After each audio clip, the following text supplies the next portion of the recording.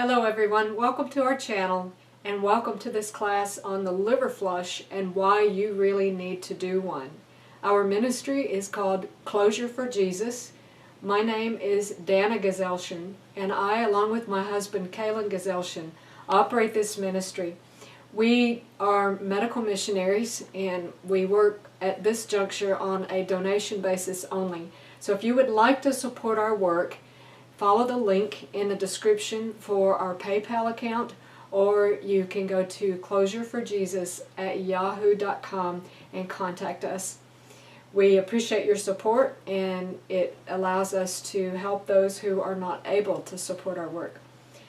With that behind, I also have to give a disclaimer, and you can see that in this slide here, that this is not intended to diagnose or treat any disease or anything like that. You can see that in this particular slide, and so I have to put that out there for the FDA's sake and for my sake as well. So this is lesson 1, and the title of lesson 1 is Your Liver Needs Love. Now I have another video on YouTube called Love Your Liver, and I encourage you to go and watch that. I give some information in that particular video that I probably won't cover in this video or in this class. So if you have time, jump over to our YouTube channel, which is under my name, Dana Geselshen, and you can watch that. So there's several key points that I would like to discuss, and you can see that on this particular slide, that I would like to encourage everyone to do, and that is, I am a firm believer in diagnostics. So if you can work with your healthcare provider, ask them if you can get some lab tests done. Here we can discuss some of those lab tests that I think are very important that everyone should have done, especially the vitamin D level. I think it's 25 hydroxy D level that you can ask your doctor to do. Most people are deficient in vitamin D, particularly those who live in the more northern climates. I'm in North Dakota right now recording this, and I could pretty well guarantee that most of the people up here don't have enough unless they're supplementing. My husband, when we first had his levels tested, we had already moved down south, and his levels were, I think, in the single digits, if I remember correctly, and it took us a lot of effort to get his vitamin D level up. And we actually were not able to get his vitamin D level up until we got his magnesium level up. We can talk about that a little bit more a little bit later. We also need to focus on omega-3 fatty acids in our diet. Sources of that are organic, of course, flaxseed, chia seed, these types of foods, walnuts. People who are not vegetarian, as I am, may use fish oils and things like that, but I consider those fairly contaminated because the oceans are very contaminated these days. You also want to consider, as I mentioned already, magnesium intake as well as vitamin C intake. We'll talk about vitamin C and magnesium throughout this talk here and there, and vitamin D as well. Another thing to consider having tested is your ANA, anti-nuclear antibody. Many people these days are suffering with GI symptoms, gastrointestinal symptoms, and that is coming from our environment largely, not just the environment around us, but the environment of what we eat, what we put into our bodies, the toxins that we're exposed to on a day-to-day basis.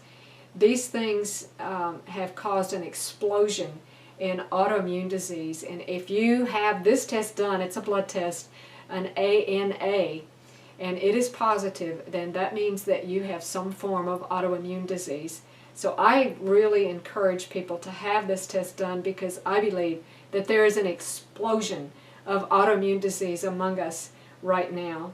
So I would test for that. I would also test for vitamin B12 levels. Now, there are other tests that I would recommend people get just to kind of see where you're at as a baseline. Complete blood count, metabolic profile, hemoglobin A1C, a CRP, C-reactive protein. All of these tests are going to kind of give you an idea of how much inflammation is in your body and, you know, what direction you need to take. But for whatever is going on with you, after our discussion in this particular class, I think you will see the necessity of addressing liver health. So let's move forward. The bile duct system in the liver is like the infrastructure for a city. It's the highway system that delivers nutrition, that delivers vitamins and minerals and takes away the trash. That's this bile duct system in the body. And it's particularly for removing waste from the body. So let's dive into this a little bit more deeply. Think about a big city. If for some reason let's say, I think we've seen this like in New York City when the waste management workers go on strike, how the garbage piles up, and you can see a thought of that here in this picture on this slide. There's trouble if the garbage is not taken out. So we need to make sure that we are taking out the garbage from our body, and that largely is the bile duct system. Not to mention the other avenues of elimination, such as the bowels, the kidneys, the lungs, the skin. All these things are avenues of elimination. But the one that I think is most neglected is the bile duct system. And that's why I'm focusing more on that in this particular class. So let's move ahead. A blockage of healthy movement of bile can lead to a buildup of toxins in the body, and especially an overabundance of estrogens and estrogen dominance. And many of, particularly the breast cancers that are predominant in today's society among women, is from estrogen dominance. Many ladies have a breast cancer that's caused from this. My best friend died in 2009 from breast cancer that had spread to the liver, and I guess that was really the trajectory that the impetus that gave me that trajectory in my studies, was the loss of my best friend. And I determined then and there when she died that that would not happen again to another of my friends if I could help it. So we need to really understand the importance of this particular aspect of health. The liver normally produces about 1 quart or 1.5 quarts of bile daily, and when bile flow is insufficient, fat absorption is incomplete. And that's very important, as we'll discuss in a little bit when we discuss fat-soluble vitamins. So store that away in your mind. When you have insufficient absorption of fat, this can also cause the stool to float. So if your stool is floating, there is an issue with fat absorption and your bile flow. If your fat absorption is incomplete, then you're also not absorbing your calcium properly. So the body takes calcium from the bones because that blood level has to be maintained. And when the body pulls the calcium from the bones, what does that cause? It causes a risk for osteoporosis. So you can see how the hip bone's connected to the thigh bone kind of thing. It's all interrelated. So we need to understand the physiology of how the body is working here. Bile is also necessary to digest proteins and carbohydrates. So if bile is insufficient, bacteria in the gut have to contribute to breaking down or to this part of the digestion. That can cause putrefaction, and it can lead to gas and bloating and all kinds of GI issues. That is very toxic when it sits in the gut like that. In this slide we can see that low bile flow is also one of the most common causes of constipation. So if you're constipated, it may simply be that your bile is thick and sludgy and not liquid and fluid and flowing smoothly. When bile flow is impeded, you may notice that the stool is more pale in color, and that is due to the lack of bilirubin and biliverdin. I believe we discuss those a little bit more as we go on in the talk as well. The liver filters more than 1 quart of blood per minute, and toxins in this blood are left toxins in this blood are left for the liver to deal with, and if there are stones in the biliary tree, that bile flow is going to be plugged up and those toxins are going to stay in the liver and not be removed, and that is going to recirculate them in your body, causing skin issues, fatigue, achy joints, all kinds of problems. All major diseases are preceded by an obstruction in bile flow from gallstones, whether they're intrahepatic stones, which, by the way, let me mention something here. If you've had an ultrasound of the abdomen and it shows maybe some stones in your gallbladder or some sludge in your gallbladder, but the liver looks normal, it doesn't necessarily mean that there are no intrahepatic stones, because the intrahepatic stones tend to be softer, and those don't show up on an ultrasound. So just bear that in mind. Just because you've had an ultrasound and it shows no stones does not mean they're not there. When stones are lodged in the biliary tree, it decreases blood flow to this region and it decreases bile flow from this region. So that section of the liver essentially then suffocates, and those dead cells are then replaced with fibrotic tissue, liver fibrosis. This is called a cirrhotic liver, and if this condition is not immediately addressed, it can lead to liver failure, and that, of course, can result in death. Symptoms of liver failure include, but are not limited to, fluid accumulation. I don't know if you've ever heard the term ascites, A-S-C-I-T-E-S. Ascites is when the liver is so clogged that the liquids cannot flow through it, and so basically water just builds up, toxic water, in the abdomen, and a person can look. This happened to my friend right before she died. Her abdomen swelled up like she was 6 or 7 months pregnant, and you could tap one side of her abdomen and you could see fluid waves, and then if you had your hand on the other side you could feel that fluid wave hit your other hand. So that's the fluid accumulation. She also had bleeding disorders. She began to throw up blood. She was passing blood in her stool, and this is because the liver regulates the clotting factors in the blood. Kidney failure, that's another thing that happened to my friend. Her kidneys shut down. Drop in blood sugar, tremors, confusion, infections, edema, coma, and in the worst case, of course, death. But the ability of the liver to recover is remarkable. In that Love Your Liver talk that I referred to earlier, I mentioned that 70, and some people say up to 80 and even 85% of the liver can be damaged or even destroyed, and you have no idea your liver is sick. Praise God, He made our livers with the capacity to be able to regenerate. In fact, when they do a liver transplant, they don't take a whole liver and put it into somebody. They put a part, and that grows. If part of your liver has to be removed, that part, it can regrow. So I praise God that He made our liver so resilient that it can recover like this. Fatty liver, let's talk about this just a minute. Fatty liver disease is caused by an accumulation of large amounts of triglyceride fats in the liver, and this again is also reversible.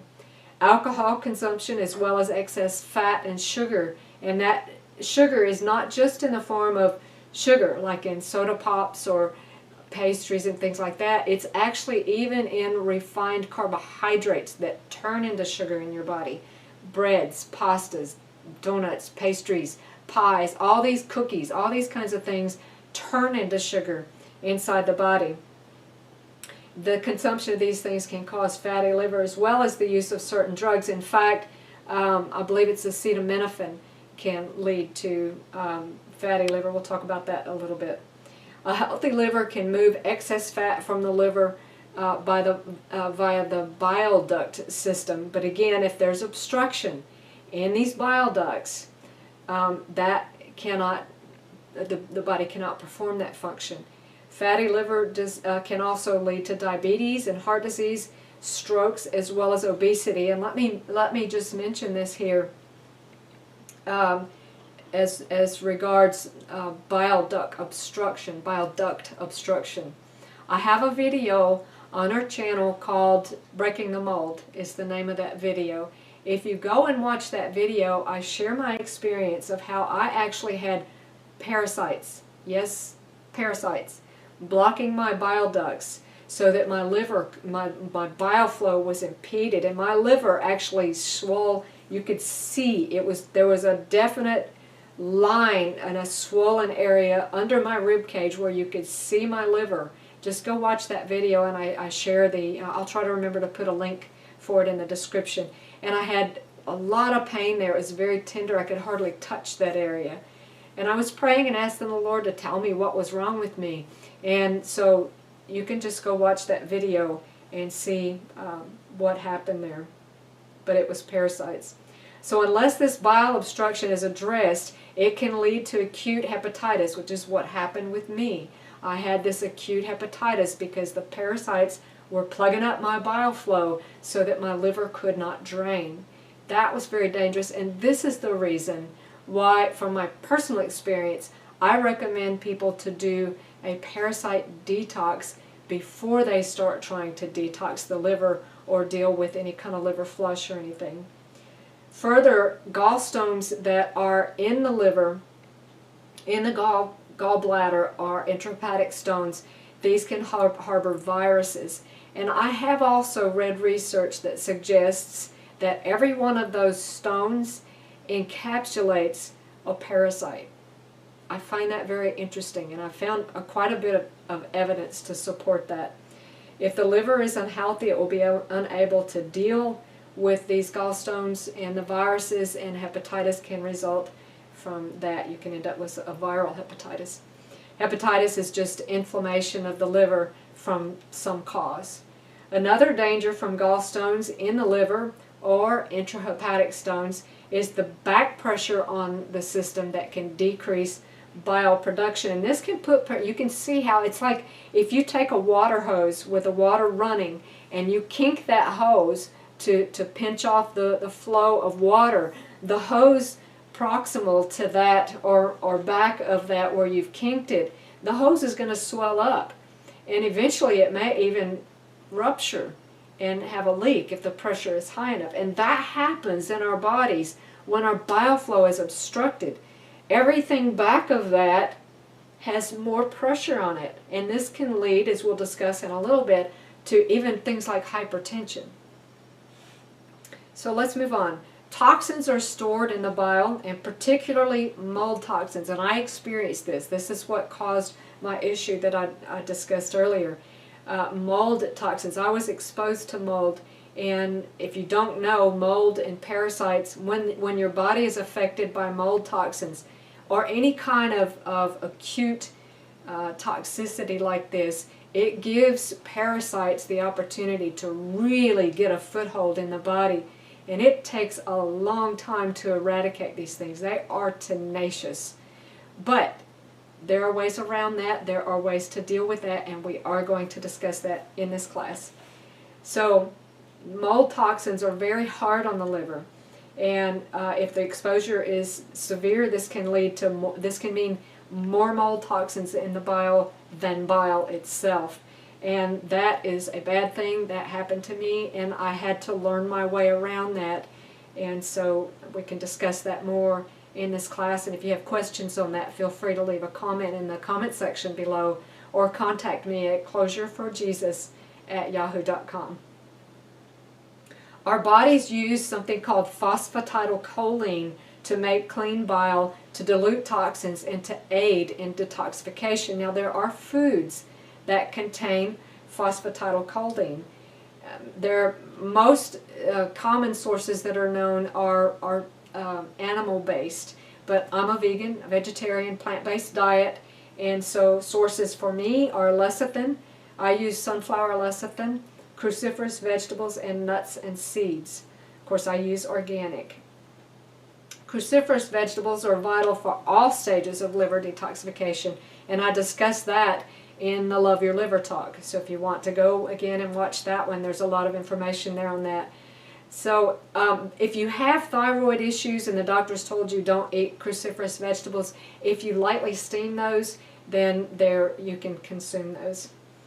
Okay, gallstones can range in consistency from soft or gel-like, as I mentioned earlier. The intrahepatic stones tend to be more soft, or they can be very hard and more like, these are like the cholesterol stones. The softer stones, again, are not detected by ultrasound, but they can still obstruct the bile flow.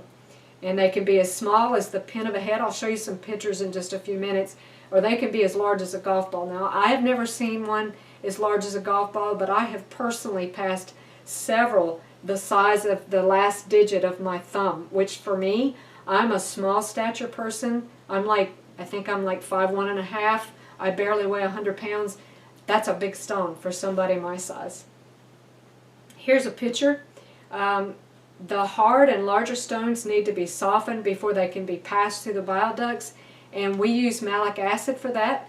There are several ways you can obtain malic acid. You can obtain it in capsule form, or if you don't want to do that, you can juice green apples. The Granny Smith apples are very high. Malic acid is the substance in fruits that gives that really tart flavor. So we're thinking tart cherries, tart apples, these kinds of things are going to be very high in malic acid. So that's a really good source, and that will help to soften these stones. When we do a liver flush, we don't want those stones to get stuck in the bile ducts. So we always do something to help soften those stones for a time period before we do a liver flush. And malic acid is what we use for that purpose. Okay, intrahepatic stones are about 90% cholesterol and are typically, but not always, formed as a result of the consumption of animal products. And this is why I am a strong proponent of a whole foods, plant-based diet. I personally believe that that is what God created for us. If you go to your Bible, open to Genesis chapter 1, verse 29, you'll see why I believe that. Bile is alkaline, and denatured proteins, which come largely from animal products, cause it to clump, and this leads to stone formation. Alcohol consumption can also contribute to this. And women tend to make these stones as a result of alcohol consumption at a far greater rate than men do. So I don't know why that is, but it may be the estrogen that's in it that contributes to that, but I don't know. I've never read any research on that. Drug consumption, particularly acetaminophen, Tylenol, which we mentioned earlier, can lead to can cause the bile to coagulate, and this can lead to stone formation. Okay, anger is very interesting. Anger changes the gut flora, and also the consistency of your bile, causing it to thicken. So if you're dealing with anger issues, and before I met Jesus, I had terrible anger issues. I did not have a short fuse. I had a detonator. And so it wasn't until after I met the Lord that I was able to control that anger and deal with that. I gave it to Him, and He was able to deal with that for me. The liver regulates the viscosity of the blood, and also, as I mentioned earlier, the blood clotting factors. Poor sleep habits can contribute to stone formation. This is because the liver is working at night. Let me mention something here too. There's something called autophagy. I talk about this again in that Love Your Liver talk. We should not eat late in the evening. Our last meal should be early enough so that, this is why I'm a proponent of the 2-meal plan. A big breakfast, a smaller lunch, and then if you eat anything for supper, it should be very light. Just a handful of grapes, an apple, a little bit of popcorn, something like that, so that it's easily digested and your stomach is empty when you go to bed. That way, your liver will not enter this autophagy phase unless all digestion is complete. This is the time when the liver does its house cleaning. And if we are constantly feeding, then the liver has no time to deal with the trash, to take it out. And so we need that time. We need to go to bed with an empty stomach so that the liver can do its job, the stomach can have time to rest. These are very delicate organs. We need to learn to take care of them. poor sleep habits can also increase weight gain by 40%. Okay, that was an interesting statistic. Okay, here's some pictures. You can see in this slide, this is a picture of some of the soft stones that are lodged in a dissected liver. And you can see there, these are the dark green stones here where the arrows are pointing. And look at this slide. You can see the little close-up of a stone, an intrahepatic stone, and you can see that everything back of that stone dilates and it's congested, and eventually, if that is not taken care of, that portion of the liver will become very sick and can die. And again, those dead liver cells will be replaced with fibrotic cells, and again, this is a condition known as cirrhosis. And so we don't want that to happen because we need our livers. Again, go watch that talk, Love Your Liver, and it'll give you a lot more information on this. Okay, here are some more stones. These stones are very, very rich in toxins. So we don't want these things hanging around in our bodies. We need to get them out. And let me mention something here also. When we're talking about getting these stones out, when we do a liver flush, which we'll talk about in a different class, and right now I'm just trying to convince you that you need to do this. But when we do a liver flush, these stones have to migrate sometimes from deep within the liver. And so you're not going to move all those stones out with one liver flush. In fact, you may do your first liver flush and have nothing. That's actually fairly common because they have to migrate. And each flush that you do, they migrate closer to the bile duct and closer to being eliminated. And you can see in this picture, there's another factor that affects that. You'll notice this is the gallbladder here, this little, it looks like an octopus head hanging down. This little sac here full of stones is the gallbladder, and it sort of droops down. So you can see how when you do a liver flush, the gallbladder does contract, but it's kind of difficult for it to squeeze all those stones up and out that duct. And so it takes a little time. It takes a few of these flushes. I know people, and personally, I have done probably, I'd say at least a dozen liver flushes back to back. I do them every 2 to 3 weeks whenever I do a series, and I'm still passing stones at the end of that. Now, let me interject something here. I have had people tell me, that's not liver stones, that's not gallstones, that's just the oil that you drank that's, bound up with the bile.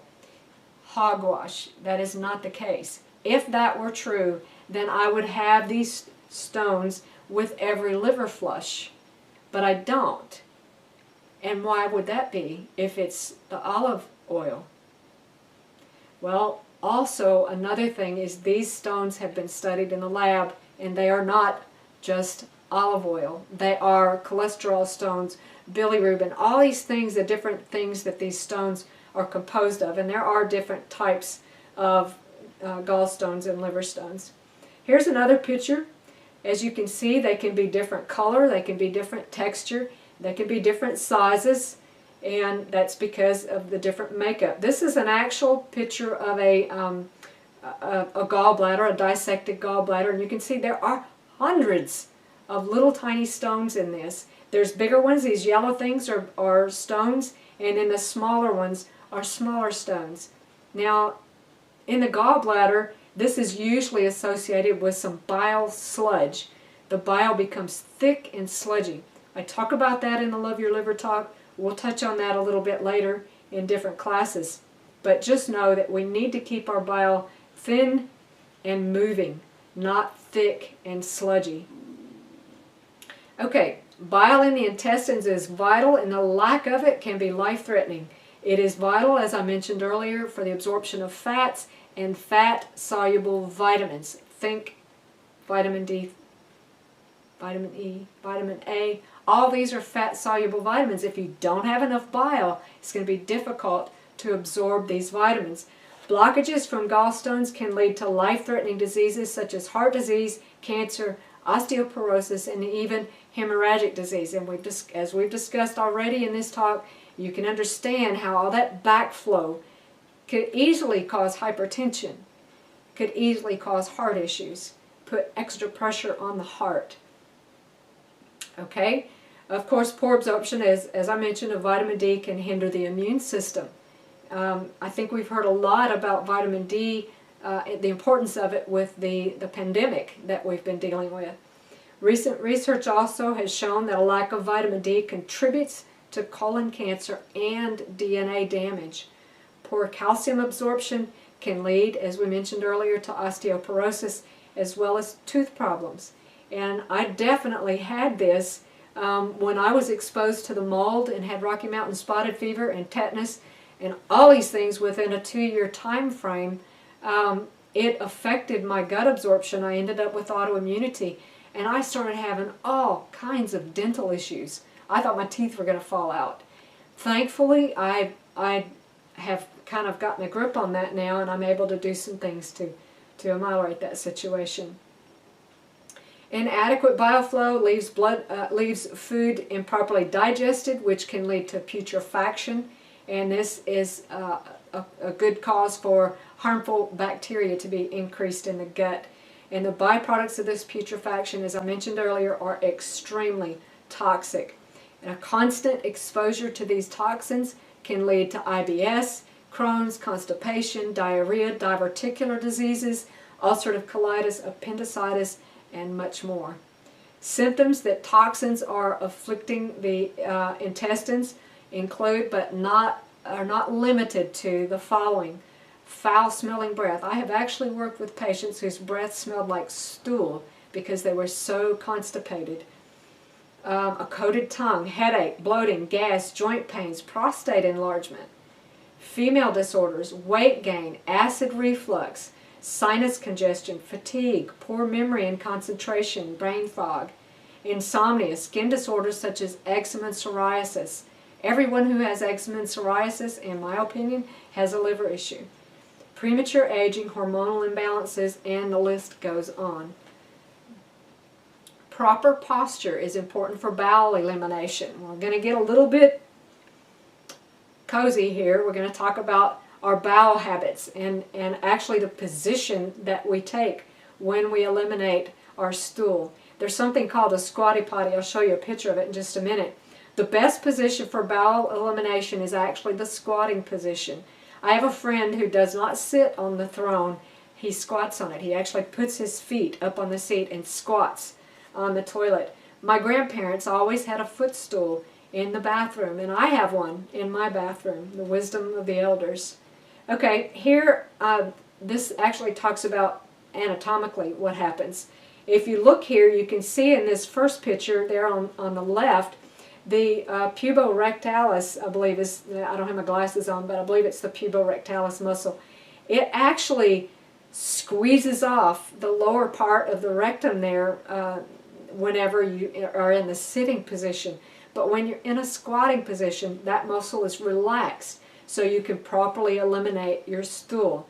So you can see the problem with the standard sitting position for elimination. This is what the squatty potty looks like, and you can note the knees are up and elevated, and you're more in a squatting position with this. You don't have to spend a lot of money on this. You can just use a common house stool, or if you live in the country and you heat with wood, just go get a block of wood and put it in there. If your husband's a carpenter, have him build you one. That's what I did. A congested liver can obstruct venous flow back to the heart and cause palpitations and even heart attack. This congestion can lead, as I mentioned earlier, to hypertension. This is due to an improper breakdown of proteins, which causes the body to store excesses in the blood vessels, and the blood vessels actually become fragile. So the body then wants to add calcium to stabilize those blood vessels, and so they become hardened, and you end up with hardening of the arteries. Another thing that can contribute to this is vitamin C deficiency. This is why I am such a proponent of vitamin C intake and making sure that you have adequate vitamin C. Biliary congestion also leads to lymphatic congestion. When the lymph is not flowing well, the body cannot take out the trash. Every person with a large, anytime I see a man who's kind of thin and he's got this big belly down there, I know he has liver problems and he has lymphatic congestion. Okay? Lymph distension at the thoracic duct in what's called the cisterna chyli is what is the cause of that. This duct is located deep within the abdomen, just below the belly button. And if this area is plugged up, you're not draining about 85% of the lymph from your body on a daily basis. And if the lymph is clogged, backed up, it's because the liver is backed up. Hardly a disease can be named that can't be traced in some way to lymph congestion, and again, lymph congestion is traceable to liver congestion. There is a direct connection also between low thyroid function and stones in the liver and gallbladder. We are told in the book Healthful Living, page 30, that perfect health depends on perfect circulation. And that's not just perfect circulation of the blood, it's circulation of the lymph, circulation of the bile. These things are very vital. So how do I fix this? I'm hoping that with this particular presentation, I've created within you a sense of need to take care of my liver. So what I recommend for people across the board is a parasite detox, liver flushes, and liver detoxification. So that's what we're going to talk about in this class, and here are the supplies that you will need to purchase as we move forward. Once you obtain these items, you can begin right away if you want to get the malic acid in a supplementation form, a capsule. I use Nature's Life, I think is the name of the brand. It's in a blue bottle with a yellow lid. I'll try to put a picture in of it. That needs to be a minimum of 10 days prior to any liver flush. Once you get it, you can go ahead and start taking it. It's also good to help with pain. If you have any kind of pain, malic acid is good for pain relief. The other things that you'll need to get are some food-grade Epsom salt. Make sure that it says food grade on there, because some have additives like oils and fragrances and stuff like that. So you want one that's just plain old Epsom salt, food grade Epsom salt. You will need cold pressed organic extra virgin olive oil, fresh grapefruit, orange, or lemon juice. And we use, because you're going to have to drink this oil and juice mixture, and also the Epsom and water mixture, tastes nasty. So if you have some sort of a natural lozenge or something that you can suck on to kind of help take away that flavor, you don't have to do that, but that's something that because when I drink the oil, when I do the liver flush, and that's a discussion for a different class, a different section of this presentation, it makes me a little nauseous. And if I put either a kosher peppermint lozenge, I use ones from doTERRA. They have one called On Guard and one called Breathe lozenges, and those are very helpful to assuage that nausea. Okay, you will need enema supplies, an enema bucket. This is the kind I recommend here in this slide. You can see I like the stainless steel ones.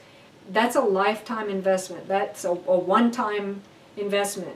You may have to replace the tips or the tubing or something, but that bucket should last you forever unless you're just a gorilla. And then tangerine essential oil. The tangerine essential oil, I don't know what it is about it, but all of the citrus essential oils help to dilate the bile ducts, but none are as effective as tangerine essential oil. So you can put a drop or two of that in the enema. We'll talk about why and when to do the enema in a different class. Now the other thing here, which I overlooked, was either dandelion leaf. You can use it fresh. If it grows out in your yard, that's fine. Collect that. Or you can buy dried dandelion leaf. Or you can use organic coffee. The one that I recommend is S.A. Wilson's. Now, let me just touch on this coffee enema a little bit. If you have, if your conscience bothers you to use this, and you don't want to put the coffee in your body, I have no problem with that. I have read a lot of research about the effectiveness of the coffee enema, and I have seen it be extremely effective. I have colleagues who are using dandelion leaf for the same liver cleansing purposes. I have not read any research on that. If you have some research, will you please send it to me? But I am fine with using that. I'm fine with even using just a hot water enema or a warm water enema with the tangerine essential oil in it. That's fine. I'll tell you later when and why you need to use that, but these are supplies that you will need to obtain. The supplies that you'll need for the parasite detox are mimosa pudica seed. I will put a link in the description below for where I use that. And disclosure, we are affiliates with Microbe Formulas. They have what I believe is the purest form of mimosa pudica seed that I've found on the market. A lot of other supplements for mimosa pudica, other distributors for that, I have found they use the stem, the leaf, the root, but that's not what you need. It's the seed that is so effective. And so Microbe Formulas uses just the seed, and it is extremely effective. I've never seen anything work as well for parasites as mimosa pudica seed. And then you'll need a tincture with at least 2 of the 3, if not all 3. I prefer all 3: wormwood, black walnut hull, and clove. So you'll need to obtain a tincture. Now, before we close this class, I want to give this disclaimer. Please, I'm going to have this slide here. You can read it. You can look at it as an additional caution. If you are on medications, statins, blood pressure medications, these types of things, consult with your physician before you do the liver flushing.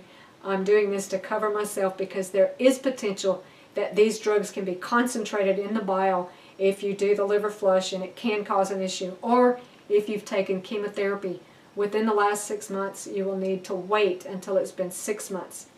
So that concludes our first portion of this particular series on how to care for the liver.